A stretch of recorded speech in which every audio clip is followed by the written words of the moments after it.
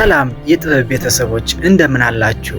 በባለፈው ቪዲዮ ላይ እውነተኛ ጓደኛን የምናውቅባቸው 5 ወርቃማ መንገዶችን ተመልክተን ነበር። ዛሬ ግን ከዛ በባሰ ሁኔታ ልንጠነቀቅላቸው ስለሚገቡ መርዛማ ሰዎች በጥልቀት እንለያቸዋለን። ለምን መሰላችሁ? እውነተኛ ጓደኛን ማወቅ ብቻ አይበቃም። ጠላትህን ወዳጅ መስሎ ካላየኸው የገነባኸውን ማንነት፣ የለፋህበትን ስኬት እና የአእምሮ ሰላምህን በአንድ ጀንበር ሊያፈራርስብህ ይችላል። ተጠንቀቁ የምላችሁ ለዚህ ነው። በዛሬው ቆይታችን እነዚህን ሰዎች እንዴት እንለያቸዋለን፣ ራሳችንንስ እንዴት እንጠብቃለን የሚሉትን ነጥቦች በዝርዝር እናያለን።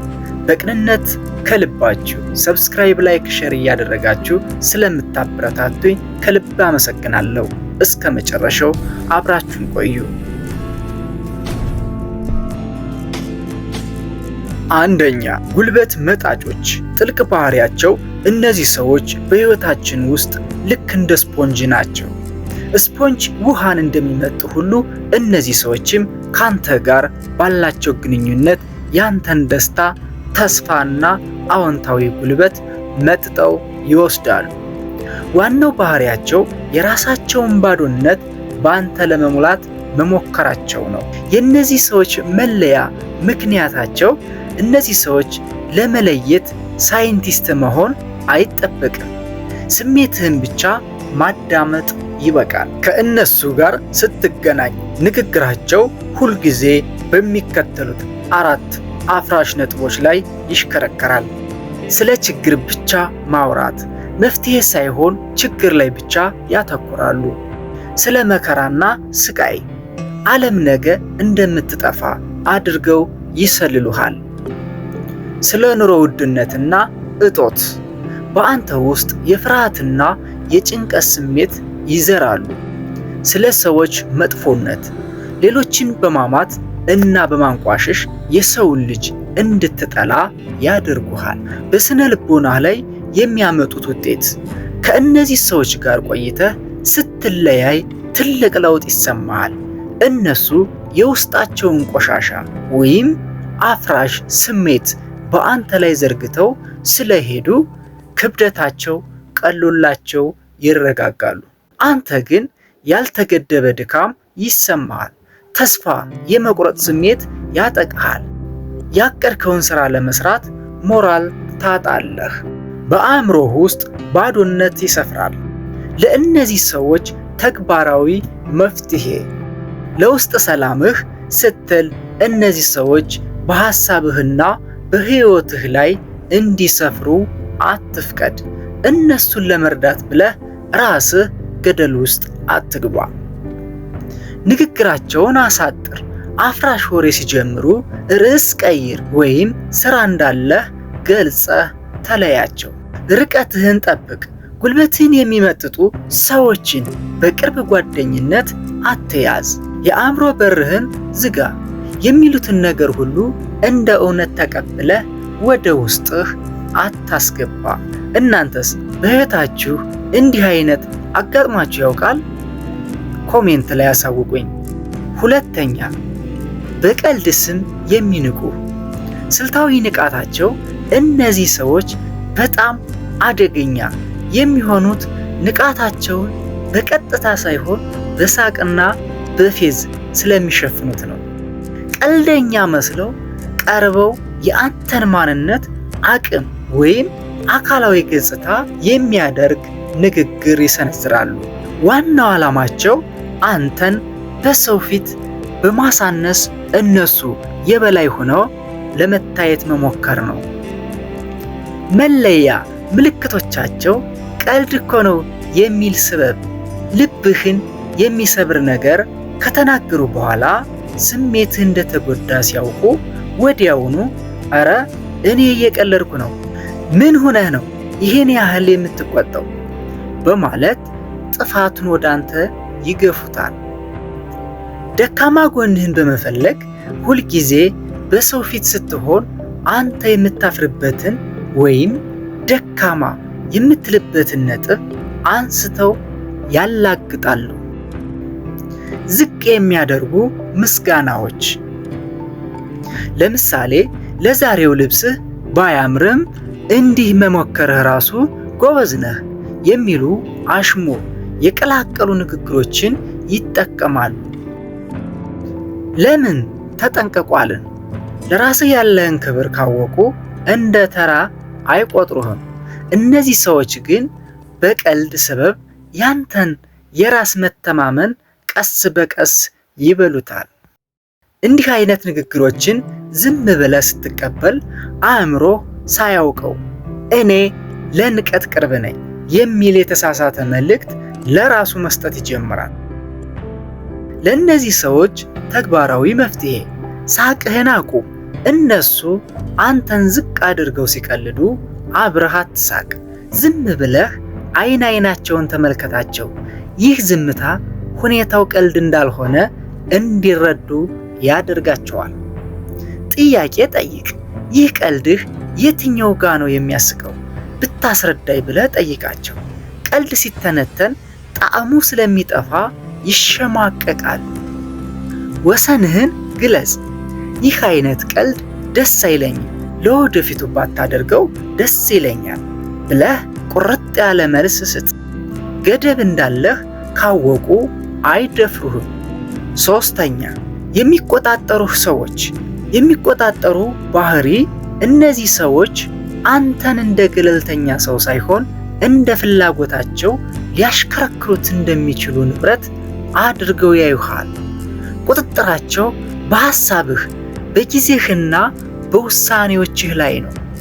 ዋናው ግባቸው አንተን በራስህ እንድትተማመን ሳይሆን ሁልጊዜ በእነሱ ምክር ወይም ፍቃድ ስር እንድትሆን ማድረግ ነው።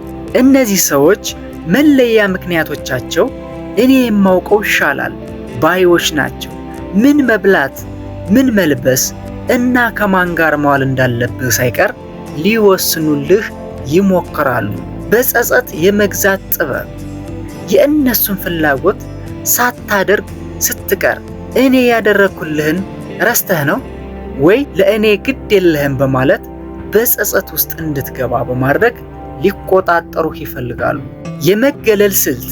ከሌሎች ወዳጆችህ ጋር እንድትራራቅና በሕይወትህ እነሱ ብቻ እንዲኖሩ ያደርጋሉ።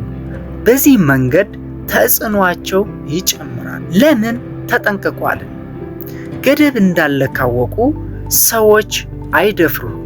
እነዚህ መርዛማ ሰዎች ግን ያንተን የግል ወሰን ወይም ባውንደሪ አይቀበሉ። ወሰንህን ካላስከበርክ ማንነትህ ይደበዝዛል። ሕይወትህን መኖር አቁመህ የእነሱን ፍላጎት መፈጸሚያ ትሆናለህ።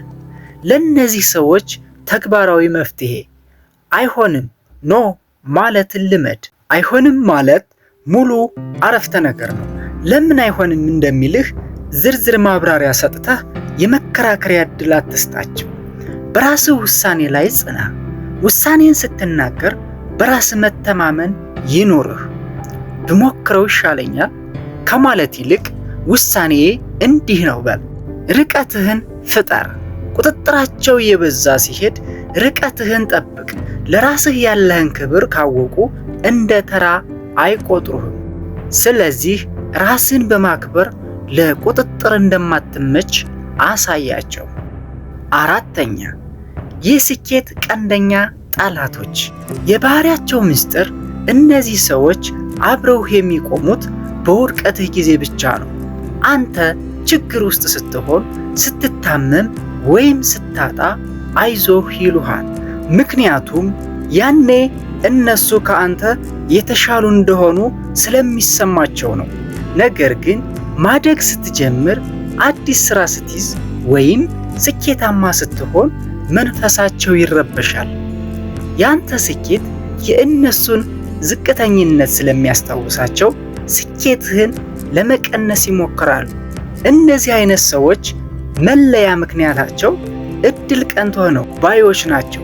ለስኬትህ የከፈልከውን ዋጋ፣ እንቅልፍ፣ የሌሊት ቆይታህንና ድካምህን ዋጋ ያሳጡታል። ዝም ብለህ አጋጣሚ ሆኖልህ ነው በማለት ስኬትህን ዝቅ ያደርጋሉ። አሉታዊ አስተያየት ማብዛት። አዲስ ነገር ስትጀምር ድጋፍ ከመስጠት ይልቅ አይሳካም፣ ከባድ ነው፣ ወይም ያኛው ሰውዬ ሰርቶት ወድቋል በማለት ፍርሃት ይዘሩብሃል። በስኬትህ ጊዜ ዝምታን መምረጥ። ሌላው ሰው ሁሉ ደስ ብሎት እንኳን ደስ አለ ሲልህ፣ እነሱ ግን ፊታቸው ይጠቁራል ወይም ነገሩን እንዳልሰሙ ሆነው ያልፉታል። ለምን ተጠንቅቋልን? የታማኝነት ሚዛን እንደሚያስተምረን በስኬትህ የማይደሰት ሰው በፍጹም ልታምነው አይገባም። እንዲህ አይነት ሰዎች በቅርብህ መኖራቸው ጉዞህን ያቀዘቅዘዋል። ለራስህ ያለህን ክብር ካወቁ እንደ ተራ ሰው አይቆጥሩህም። ስለዚህ ስኬትህ የሚገባው ሰው መሆንህን አሳውቃቸው። ለእንደዚህ አይነት ሰዎች ተግባራዊ መፍትሄ፣ እውነተኛ ቤተሰብ መገንባት። ወደ ላይ እንድትወጣ የሚገፉህንና አብረው የሚደሰቱ ሰዎችን ፈልግ። ስኬትህን በጥንቃቄ አጋራ። ጠልቀው ካላወቁህ አይንቁህም እንደሚባለው ሁሉንም እቅድህንና ስኬትህን ለስኬት ጠላቶችህ አትዘርጋ። ከፍታህን አታቁም። የእነሱ ቅናት ላንተ ነዳጅ ይሁንህ እንጂ እንቅፋት እንዲሆንህ አትፍቀድ። አንዳንድ ሰዎች በተፈጥሯቸው በሰው ስኬት የመደሰት ችግር እንዳለባቸውና ይሄ ያንተ ችግር እንዳልሆነ በፍጹም መርሳት የለብህም። 5ኛ ምስጢር ሰብሳቢዎች። አደገኛነታቸው እነዚህ ሰዎች ልክ እንደ ሰላይ ናቸው። ወደ ህይወትህ የሚገቡት በጣም አዛኝና ጥሩ አዳማጭ መስለው ነው።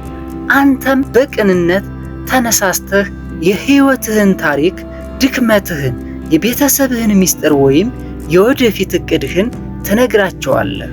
ነገር ግን እነሱ ይህንን መረጃ የሚሰበስቡት አንተን ለማገዝ ሳይሆን አንተን ለማጥቃት ወይም ለመቆጣጠር እንዲመቻቸው ነው። እንደዚህ አይነት ሰዎች መለያ ምልክቶቻቸው ጥያቄ ያበዛሉ። ስለ ራሳቸው ብዙ ሳይናገሩ አንተን ግን ጥልቀት ያላቸውን የግል ጥያቄዎች ይጠይቁሃል። መረጃን ያከማቻል። አንተ ከረሳኸው ድክመትህ ወይም ስህተትህ ጋር ነገሮችን እያገናኙ ያኔ እኮ እንዲህ ብለህ ነበር በማለት የጥፋተኝነት ስሜትን እንዲሰማህ ያደርጋሉ። አሽሙርና ዛቻ። በንግግራቸው መሃል ይሄን ምስጢርህን እገሌ ቢሰማ ምን ይላል የሚሉ ቀጭን ዛቻዎችን ጣል ያደርጋሉ። ጠልቀው ካላወቁህ አይንቁህም። እነዚህ ሰዎች ደግሞ አንተን ጠልቀው ለማወቅ የሚጥሩት ሊንቁህ ወይም ሊረግጡህ የሚችሉበትን ቁልፍ ለማግኘት ነው። ምስጢርህን ለጥቃት የሚጠቀም ሰው በህይወትህ መኖሩ ልክ ቦምብ አቅፎ ከመተኛት አይለይም። ለራስህ ያለህን ክብር ካወቁ እንደ ተራ ሰው አይቆጥሩህም። ስለዚህ የግል መረጃህ የተከበረ መሆኑን አሳያቸው። ተግባራዊ መፍትሄ፣ ጥበበኛ ሁን። ሁሉንም ምስጢርህን ለሰዎች አታውጣ። ጥበብ ዊዝደም ማይንድሰት ማለት የትኛውንም መረጃ ለግልህ እንደምታስቀር ማወቅ አለብህ። የመረጃ መጋረጃ ፍጠር። ለሰዎች የምታጋራው መረጃ ለጥቃት የማያጋልጥህን ያህል ብቻ ይሁን። ቁርጥ ያለ እርምጃ። አንድ ሰው ምስጢርህን ለጥቅሙ ሲያውለው ካየህ ያለ ምንም ማመንታት ርቀትህን ፍጠር። በክብርህ መነገድ ከሚፈልግ ሰው ጋር አትደራደር። የጥበብ ቤተሰቦች ዛሬ ያየናቸው 5 መርዛማ ሰዎች በህይወታችን ውስጥ ካሉ ጉዟችንን አድካሚና ተስፋ አስቆራጭ አድርጉታል። አስታውሱ፣ ተጠንቀቁ ያልኳችሁ ሰዎችን እንድትጠሉ ሳይሆን ራሳችሁ እንድታከብሩና ጥበበኛ እንድትሆኑ ነው። ገደብ እንዳለ ካወቁ አይደፍሩህም። ዛሬውኑ ወስናችሁ አሳውቁ። ለራሳችሁ ክብር ስጡ። ያኔ ዓለምም እንደ ተራ መቁጠሯን አቁማ ዋጋ ትሰጣችኋለች። ይህ ቪዲዮ ለጓደኛችሁም እንዲደርስ ሼር አድርጉት። ከነዚህ 5 ባህሪያት ይበልጥ ያስደነገጣችሁ የትኛው ነው? ኮሜንት ላይ ጻፉልኝ። ስላዳመጣችሁኝ አመሰግናለሁ። በሚቀጥለው ቪዲዮ እስከምንገናኝ ጥበብ ከእናንተ ጋር ይሁን። ቻው።